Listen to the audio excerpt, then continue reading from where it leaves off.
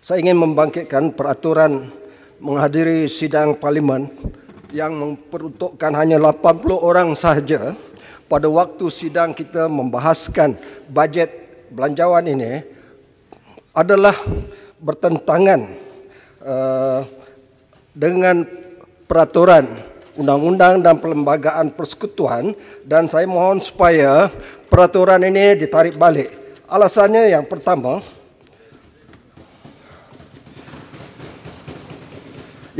ialah melarang ahli parlimen, ahli Dewan Rakyat, wakil rakyat yang dipilih oleh rakyat masuk ke Dewan Rakyat bertentangan dengan artikel 96, 97, seterusnya berkenaan peruntukan kewangan bahagian ke-7 Perlembagaan Persekutuan.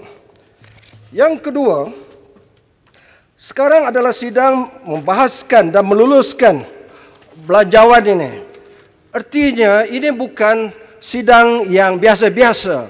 Artinya tidak boleh belanjawan diluluskan dengan keadaan persidangan parlimen yang tidak sah. Kita tidak mahu keadaan illegitimate government, kerajaan yang tidak sah meluluskan rang undang-undang belanjawan yang tidak sah. Jadi kita mesti kembali kepada peruntukan perlembagaan. Yang terakhir, Tuan Speaker, terima kasih, iaitu ini masa COVID lah kawan, kalau bahas semua orang boleh bahas lah. Izinkan saya satu last point. Undang-undang ini poin tidak guna lah, last point apa last point. Dengan izin Tuan Speaker, diamlah.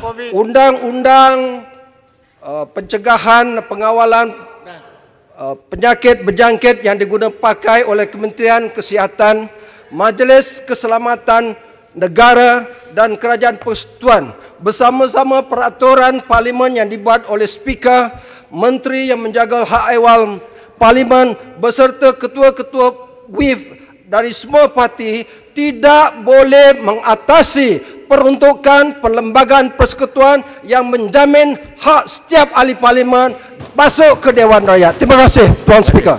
Jangan buang masa lah. Terima kasih. Jangan buang masa, yang Muhammad Speaker kena explain. Tak apa, saya explain. Wakil whip kena maklum. Apa ni Sungai Petani, Anthony Locke kena terang ni. And then wakil daripada Amanah, kita hadir hari itu. Kalau dia orang tak percaya ke whip dan kita buang whip, kita ganti dengan ketua-ketua parti.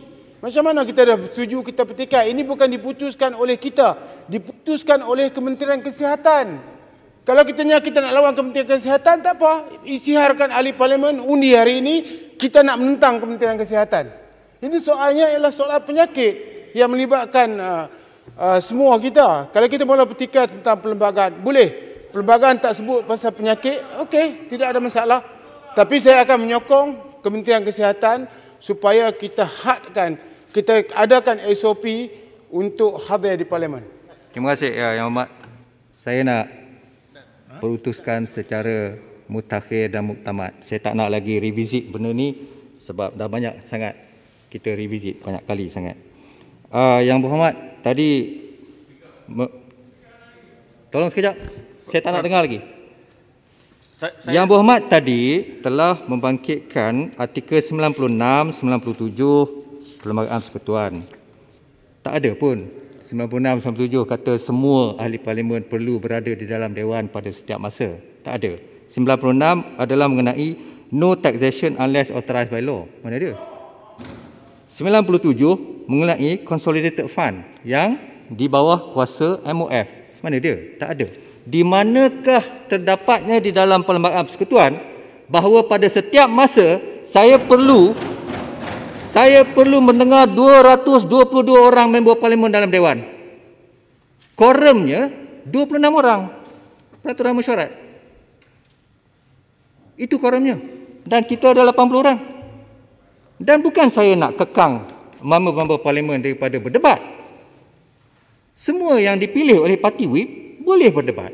Dipersilakan. Pada bila-bila masa saja. Yang dibenarkan oleh parti whip.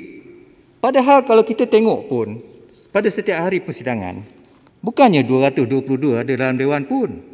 Yang datang satu hari dalam 100-120 orang. Dan yang 120 orang yang datang pun, bukannya mereka berada di dalam Dewan daripada pukul 10 hingga 5.30. Mereka keluar masuk. Padahal pada pukul 2.30 petang kadang-kadang nak dapat quorum pun tak ada. Jadi apabila kita buat konsensus 80 orang ni, tiba-tiba perkara ni menjadi besar. Kenapa? Ini kita dah waste time 6 minit argue benda ni lagi. Benda ni telah diputuskan secara konsensus. Marilah kita sama-sama membalas budi dan jasa baik dan titik peluh frontliners kita. Membalas budi, jasa baik dan titik peluh Tan Sri Dr. Nur Hisham yang telah bertungkus lumus selama 7 bulan, hari-hari, siang, malam, tak kira Ahad, Isnin, Selasa, cuti umum untuk mengawal penyebaran pandemik ini. Kita pun patutlah memberi keyakinan kepada beliau, kepada frontliners kita dan memberi kerjasama yang sepatutnya, saya rasa.